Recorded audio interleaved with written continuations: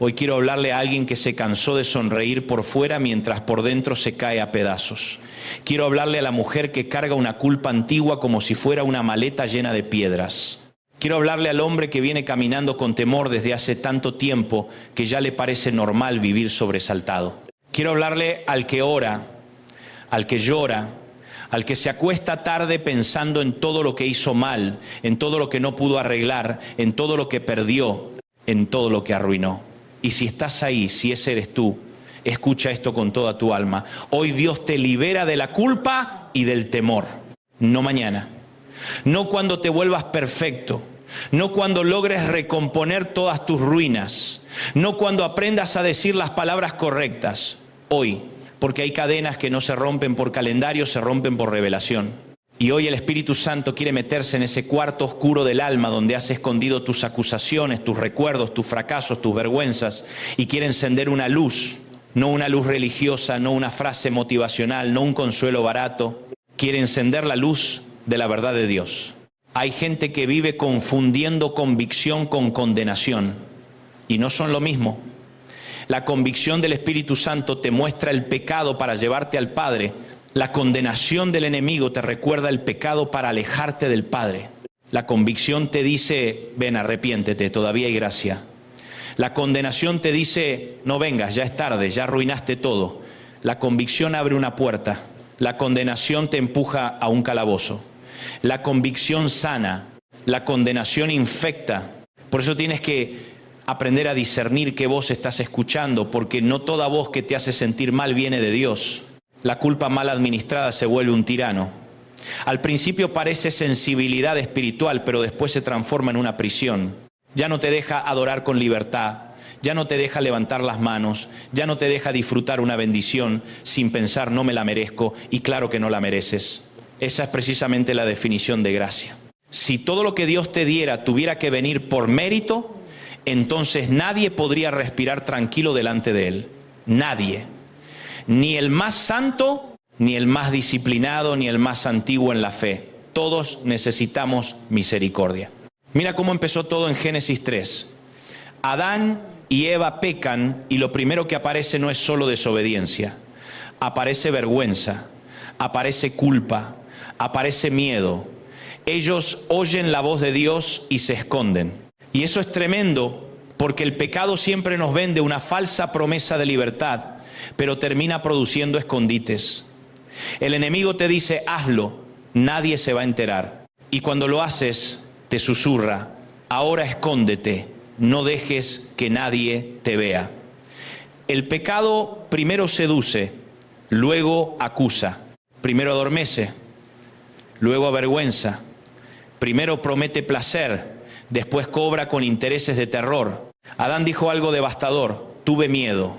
Esa frase resume el drama humano. Cuando el ser humano se desconecta de Dios, entra en escena el miedo. Miedo al castigo, miedo al rechazo, miedo a ser descubierto, miedo a no ser suficiente, miedo a que el pasado vuelva, miedo a que la gente sepa, miedo a no poder cambiar, miedo a que Dios ya no quiera nada con uno. Y desde entonces hay multitudes viviendo así, escondidas entre hojas, fabricando coberturas humanas para una herida que solo Dios puede sanar. Pero escucha esto, Dios no fue al huerto para destruir a Adán, fue al huerto a buscarlo. Esa es una escena que no me canso de contemplar. El hombre cayó, pero Dios salió a buscarlo. El hombre se escondió, pero Dios lo llamó. El hombre tuvo miedo, pero Dios inició la conversación. Desde el principio, el corazón de Dios ha sido restaurar. Sí, Él confronta, sí, Él disciplina, sí, Él habla con verdad. Pero su verdad no viene para aplastarte, viene para rescatarte de la mentira en la que estabas viviendo. Y siglos más tarde, cuando Pablo escribe Romanos 8:1, parece que toma todo ese peso de la historia humana y le pone un veredicto del cielo. Ahora pues, ninguna condenación hay para los que están en Cristo Jesús. Ninguna, no poca, no menos, ninguna. Y la palabra que usa allí, catacrima, habla de una sentencia condenatoria, de un veredicto judicial. O sea, no está diciendo solo que Dios te hace sentir mejor, está diciendo algo muchísimo más profundo. En Cristo, la sentencia de condenación ya no cuelga sobre tu cabeza. Ya no vives bajo un fallo de muerte espiritual para el que se arrepiente y cree. Cristo cargó el veredicto para que tú recibieras la gracia. Eso significa que cuando el enemigo te recuerda tu expediente, el cielo responde con una cruz. Cuando tu memoria te escupe tus errores, el cielo te muestra las manos traspasadas de Cristo. Cuando tu pasado grita, la sangre de Jesús habla más fuerte, porque la cruz no fue una exhibición poética del amor de Dios. Fue un acto judicial, redentor, santo, suficiente, definitivo. Allí cayó el juicio que nos correspondía. Allí el Hijo inocente cargó la culpa del culpable. Allí el justo se puso en el lugar del injusto. Allí la misericordia y la verdad se abrazaron sin rebajar la santidad de Dios. Por eso el Evangelio no te dice, minimiza tu pecado. El Evangelio dice, reconócelo, confiésalo, pero no te quedes viviendo debajo de él porque Cristo ya pagó. Hay gente que cree que honrar a Dios es seguir castigándose por años, como si la autoflagelación emocional fuera una forma de humildad. No, Señor, eso no es humildad, eso a veces es incredulidad disfrazada. Humildad no es decir, mi pecado es más grande que la gracia. Humildad es decir, mi pecado fue espantoso, pero la sangre de Jesús es suficiente. Humildad es caer rendido delante de la cruz y aceptar el perdón que no puedes fabricar. Ahora, tampoco confundamos libertad con liviandad espiritual. Dios no te libera de la culpa para que juegues con el pecado, te libera para que dejes de vivir esclavo de él. Romanos 8 no solo dice que no hay condenación, también habla de la ley del Espíritu de vida en Cristo Jesús. Es decir, Dios no solo cambia tu expediente, cambia tu dirección. No solo borra la deuda, te da una nueva vida. No solo cancela la culpa, rompe el poder que te mantenía encadenado. Hay personas que creen que el cristianismo es únicamente una mejoría moral. No, es resurrección interior. Es pasar de muerte a vida. Es recibir una fuerza que antes no tenías. Y junto con la culpa viene el temor. Van tomados de la mano. El que se siente condenado vive asustado. Tiene miedo de acercarse, miedo de orar, miedo de servir, miedo de fallar otra vez, miedo de que todo se le caiga encima. Pero Romanos 8:15 dice algo glorioso. No hemos recibido espíritu de esclavitud para estar otra vez en temor, sino espíritu de adopción por el cual clamamos, Abba, Padre. ¿Te das cuenta de la distancia entre una cosa y la otra? Esclavitud produce temblor. Adopción produce cercanía. Esclavitud te hace esconderte.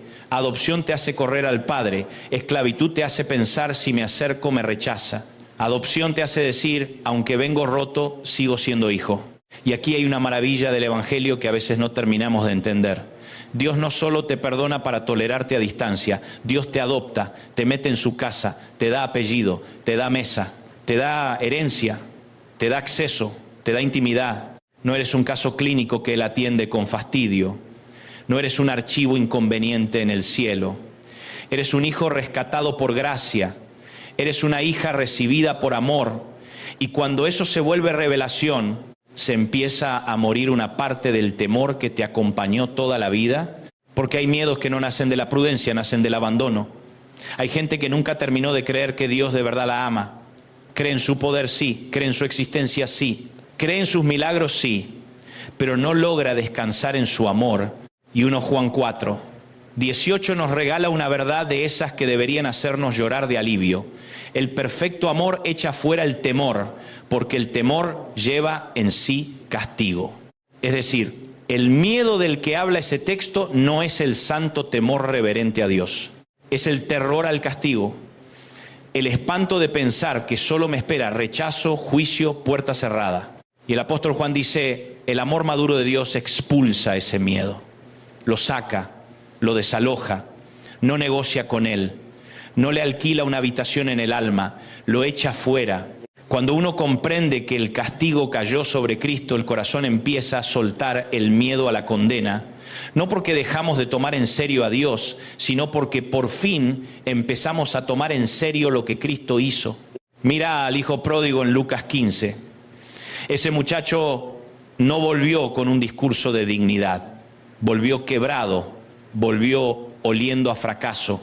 Volvió ensayando una confesión, dispuesto a negociar un rincón de sirviente, porque la culpa siempre negocia para abajo. La culpa te dice, no puedes volver como hijo. A lo sumo aspira a un rincón, a lo sumo sobrevive en la casa, pero no esperes abrazo. Y esa es la tragedia de muchos creyentes. Ya regresaron a la casa, pero todavía viven mentalmente en el chiquero. Ya fueron perdonados, pero siguen hablando como esclavos. Ya el Padre salió a recibirlos, pero ellos siguen creyendo que apenas califican para limpiar el patio. Pero el padre de la parábola rompe la lógica del culpable. Lo ve de lejos, corre, se le echa al cuello, lo besa, le devuelve dignidad, lo cubre con la mejor ropa, le pone anillo, le pone sandalias, hace fiesta. ¿Por qué? Porque el corazón del Padre se deleita más en restaurar que el enemigo en acusar. El problema es que algunos conocen el texto, pero no han dejado que el texto los conozca a ellos. Han leído la parábola, pero siguen viviendo como si Dios fuera un patrón ofendido, no un padre compasivo. Yo sé que alguien dirá, pero tú no entiendes lo que yo hice. Y es verdad, tal vez no lo entiendo del todo. Tal vez nadie alrededor tuyo conoce la dimensión exacta de tu herida, de tu caída, de tu vergüenza. Pero Dios sí, y aún así te llama. No después de editar la historia, no después de borrar los rastros, no después de recomponerte solo, así como estás. La gracia no ignora la podredumbre del chiquero, entra a rescatar al que está allí. La gracia no te pide que salgas limpio para acercarte, te limpia cuando te acercas. Ahora bien, hablemos del temor que te roba el sueño, ese temor que no siempre grita, a veces susurra, ese que te dice, ¿y si vuelve a pasar? ¿Y si esta vez no sales? ¿Y si pierdes todo? ¿Y si te enfermas? ¿Y si te abandonan? ¿Y si Dios no interviene? El temor es especialista en fabricar futuros sin Dios. Toma una posibilidad y la infla hasta convertirla en una cárcel mental. Por eso el salmista dijo en el Salmo 34:4, busqué al Señor y Él me oyó y me libró de todos mis temores. No dice que David nunca volvió a enfrentar peligros, dice que Dios lo libró de sus temores. O sea, la presencia del problema no definió la ausencia de paz. La liberación del temor no siempre significa la desaparición instantánea de la batalla. Significa que en medio de la batalla el alma deja de ser gobernada por el pánico. Eso es importante entenderlo, porque si no la gente se frustra. Cree que si todavía siente una lucha interna, entonces Dios no ha obrado. Y no siempre es así. A veces la liberación ocurre en forma de una paz que no tiene explicación lógica. A veces el milagro no es que el mar se abra inmediatamente. A veces el milagro es que no te ahogas de ansiedad mientras esperas que Dios abra camino. A veces la prueba sigue allí, pero ya no te define. A veces sigues atravesando el valle, pero el valle dejó de gobernarte. Isaías 41. 10 fue dado a un pueblo herido, desplazado, exiliado, sintiéndose olvidado. Y Dios les dice, no temas, porque yo estoy contigo, no desmayes, porque yo soy tu Dios. Te fortaleceré, te ayudaré y te sustentaré con la diestra de mi justicia. Qué palabra para el que está temblando. Dios no les prometió una fantasía de comodidad. Les prometió su presencia, su ayuda, su fuerza, su sostén. Y muchas veces queremos que Dios nos explique todo, cuando Él primero quiere recordarnos quién está con nosotros. Porque el temor se vuelve gigante cuando Dios se vuelve pequeño en nuestra percepción. Cuando tú solo miras el tamaño del problema, cualquier viento parece huracán. Pero cuando vuelves a contemplar quién es tu Dios, el corazón recupera perspectiva. No porque la amenaza desaparezca mágicamente, sino porque recuerdas que no caminas solo. El Señor no te manda a fabricar valentía de la nada. Él se ofrece a ser tu fortaleza. Y si hoy estás cansado de pelear con pensamientos, con recuerdos, con escenarios oscuros, escucha 2 Timoteo 1:7. Dios no nos ha dado espíritu de cobardía, sino de poder, de amor y de dominio propio. Eso significa que el miedo que paraliza, que empequeñece, que te roba la capacidad de obedecer no viene del Padre. Dios no te alimenta con terror. Dios no te acorrala con pánico. Dios no te conduce por humillación tóxica.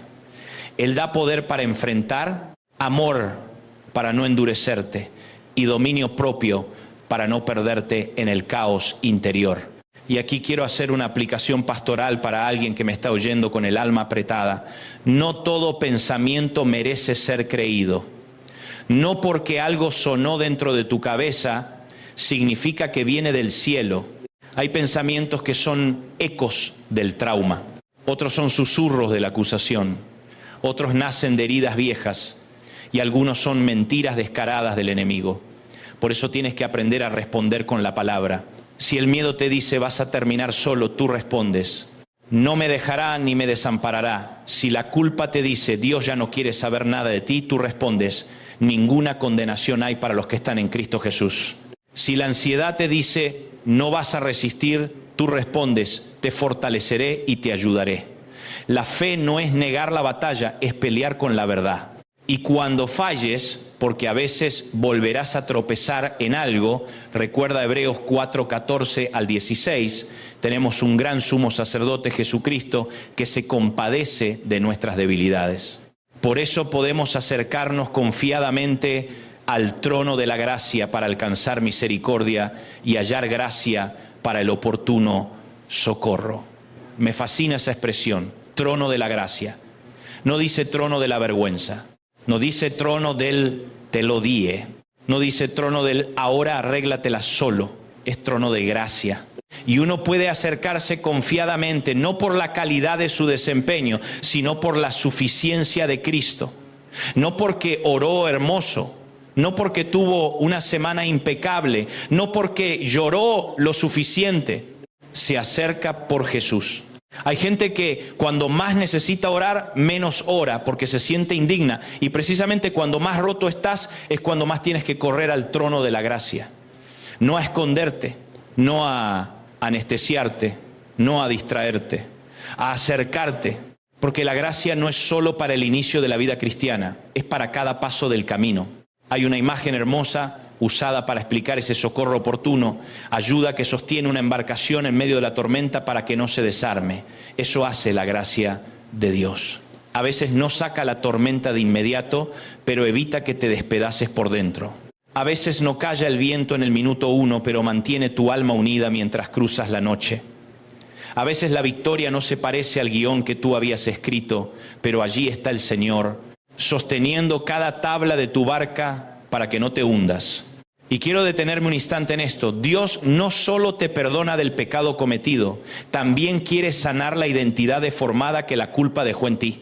Porque hay personas que, aún después de ser perdonadas, siguen definiéndose por lo peor que hicieron. Yo soy el que fracasó. Yo soy la que arruinó su matrimonio. Yo soy el que le falló a sus hijos. Yo soy la que abortó. Yo soy el que cayó en adicción. Yo soy el que traicionó. No. Eso es parte de tu historia, pero no puede convertirse en tu nombre permanente si Cristo te redimió. Pedro negó al Señor, pero no fue conocido eternamente como el traidor.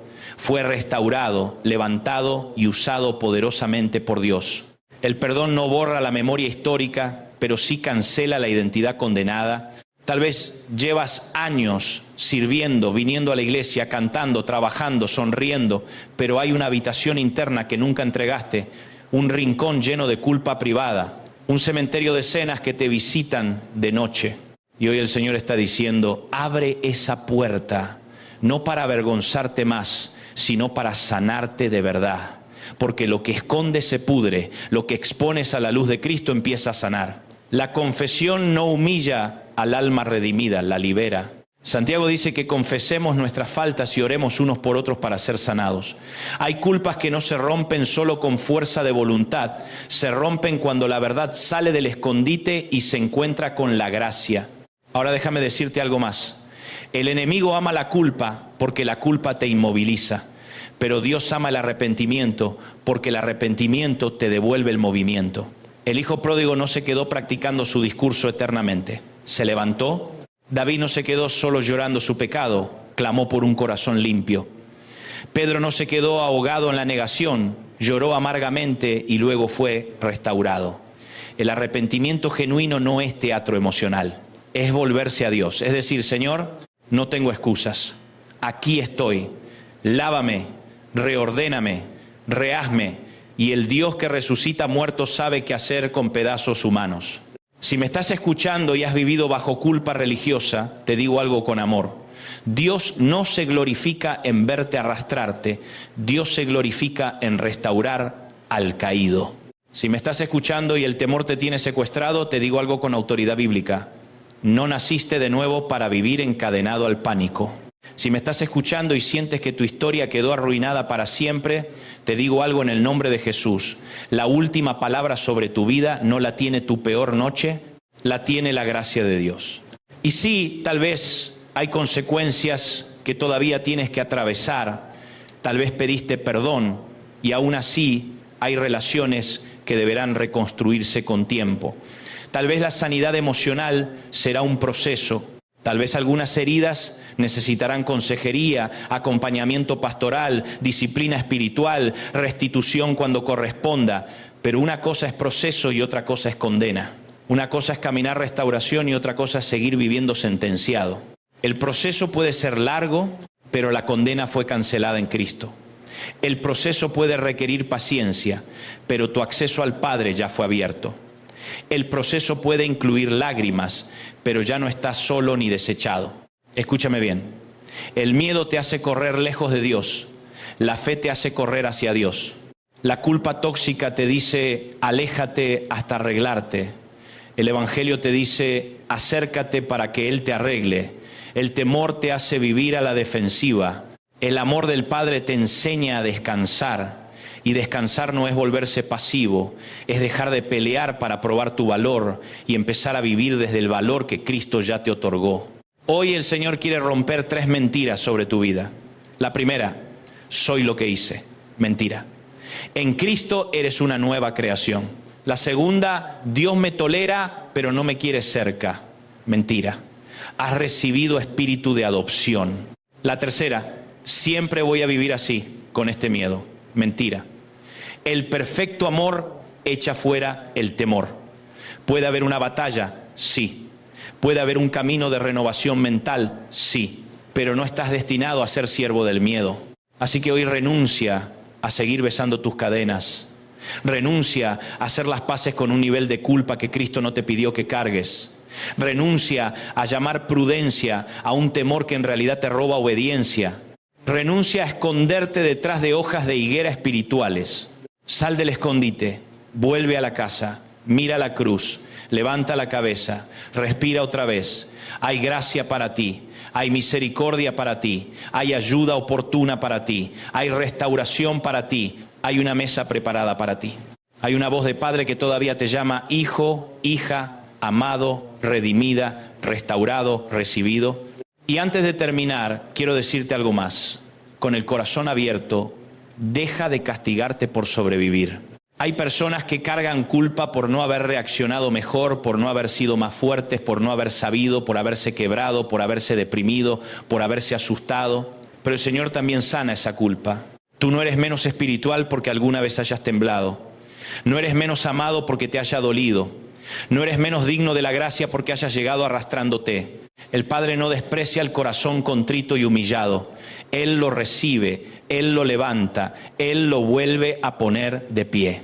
Quiero que donde estés tomes esta palabra y la conviertas en declaración.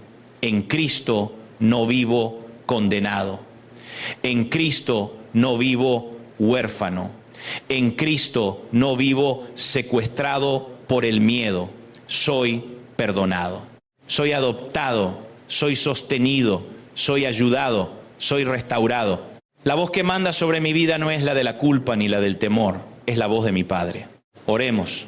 Señor Jesús, hoy vengo delante de ti con todo lo que soy, con todo lo que me pesa. Te entrego mi culpa, te entrego mi vergüenza, te entrego mis recuerdos, mis errores, mis noches oscuras, mis pensamientos de temor. Hoy recibo por fe tu perdón, tu gracia y tu verdad. Declaro que tu sangre es suficiente, que tu cruz me alcanza y que tu amor es más fuerte que toda acusación. Padre, donde hubo esclavitud trae adopción, donde hubo pánico trae paz, donde hubo condenación trae libertad, donde hubo silencio de muerte trae voz de resurrección. Sostén al cansado, abraza al herido, restaura al caído y levanta al que pensó que ya no tenía salida. Hoy declaro en el nombre de Jesús que se rompen cadenas de culpa y de temor y que comienza una nueva temporada de libertad, descanso y cercanía contigo. Amén.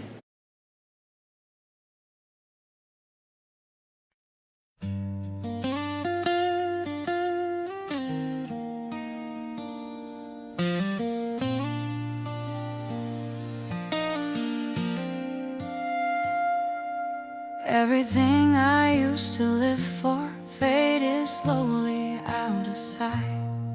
Now my days just circle around you like I'm lost without a light.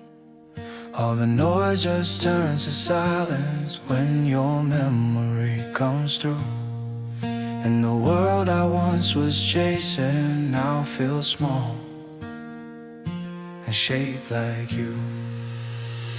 My whole world is only you. Every thought keeps breaking through. You're so close inside my mind, but so far in real life. I can feel you everywhere, in the things we never shared. All this love I'm going through never reaches you.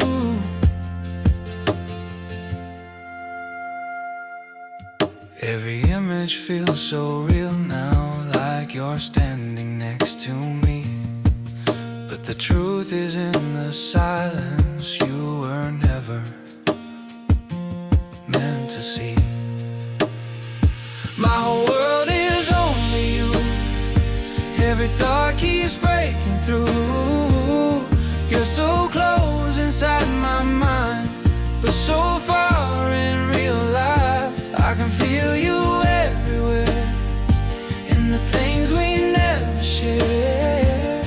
All this love I'm going through never reaches you. If you felt it for a moment, would it change the way you stay?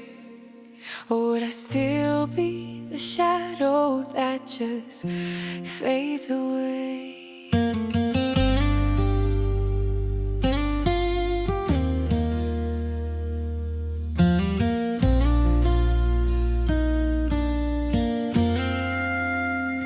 My whole